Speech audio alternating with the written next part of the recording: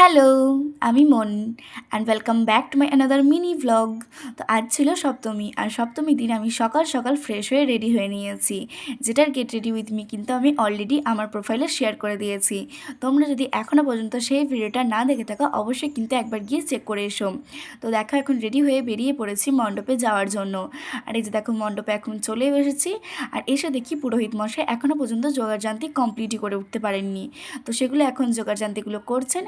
আর এদেরকে দেখো ঢাকের তালে তালে কি সুন্দরভাবে নাচে।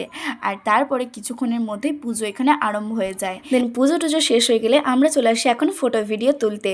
আমাদের পুজো মণ্ডপের সামনেই এই জায়গাটা আছে, আর এখানে না খুব সুন্দর গাছে ফুলগুলো ফুটে থাকে, সেই কারণে কিন্তু এখানে ফটো ভিডিও খুব সুন্দর আসে।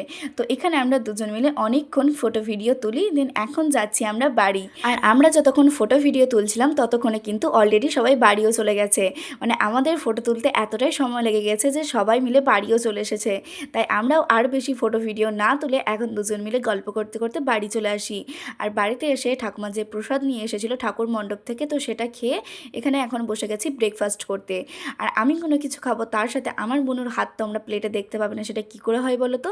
শুধুমাত্র আমি খাবার খেতে বসলেই ওর খিদে পাই, না হলে মা লাখ খানিকবার ডেকে ওকে বাড়িতে পাওয়া যায় না।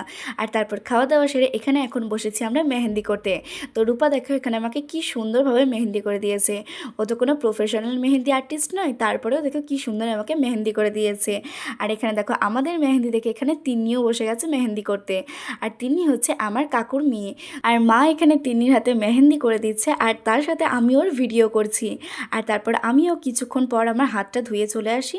আর এখানে দেখো আমার মেহেন্দির কালারটা কি সুন্দর এসছে।